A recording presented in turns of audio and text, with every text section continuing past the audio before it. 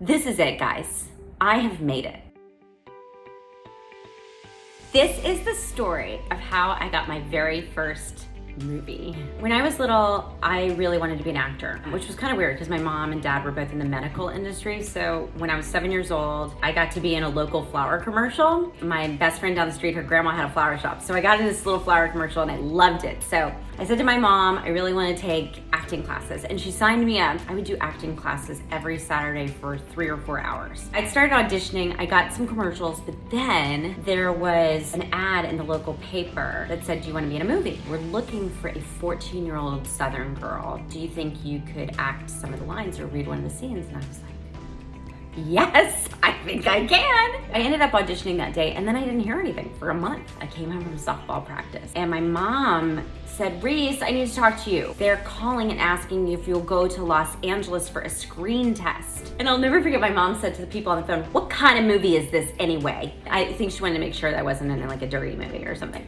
Good job, Mom. I'd never seen the Pacific Ocean, and I remember I got to go and put my feet in the Pacific Ocean. It was so cool. I drove down Wilshire Boulevard where all the palm trees were. And then the next day, I had to do these long auditions, flew back home, and I was like, well, that was a great experience. And then I got called again. We want you to fly to Louisiana. And I remember I was feeling really nervous, so the director was this amazing man named Robert Mulligan. He said, why don't you chew gum? You just sound different and you act different when you're chewing gum. He'd make me spit it out right before I did the scene, but I had to remember how I did it when I was chewing the gum because he wanted me to kind of throw all my words away, something like that. I went back home to Nashville and they called and said, you got the job. And I freaked out. It was the summer before I started my freshman year of high school, and we shot all summer, and it was the most magical experience. I learned everything I needed to know about being a film actor, how to hit marks, how to perform for a camera, how to get emotional. The director wanted me to be a tomboy and he wanted me to run, and the way I ran, he thought wasn't very athletic. So I had to practice running, and Jason Linden had to give me lessons on how to run more athletically because he was more athletic. Running like this is actually really not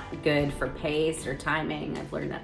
I had to kiss a boy on screen for the first time, and I was 14 years old, and I was so embarrassed. Oh, and I had to do a scene where I was supposed to be skinny dipping, and they had a nude double for me, and that was so mortifying when I was 14, even though I wasn't doing it. So there was that scene where the boy dies at the end. If you haven't seen the movie, this is a big spoiler, and I had to get very emotional. And I remember the director really working on that with me. And there's also a scene at his funeral. I remember I really felt sad because the director kind of walked me through what the feeling was of loss. That's hard work for a 14-year-old kid to really feel that amount of emotion. I really felt like I loved Jason Linden, and also wasn't allowed to express it because my sister was in love with the same boy. I was forever grateful to the people who got me that job. A lady named Sherry Rhodes cast me in it, and it changed my entire life. Jason Linden was amazing, and he was so sweet and helpful, and Emily Warfield became the sister I never had. It was a really magical summer for me. The movie came out. It didn't make a lot of money or anything like that, but I got really good reviews, so I got a really good agent, and I got to go on a press tour around the country. It was the first premiere I ever went to, and I remember really distinctly that Arnold Schwarzenegger was at the premiere. I also remember the outfit I wore to the premiere. I wore this like little black velvet dress that had white flowers on the top that were lace, and cowboy boots,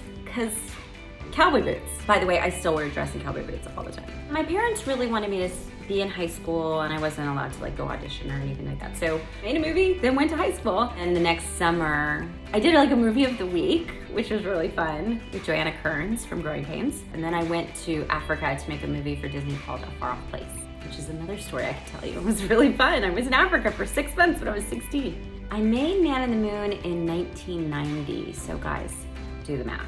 It was 30 years ago. I'm so proud that was my first movie. I really love that movie. If you get a chance, check it out. It's really cute.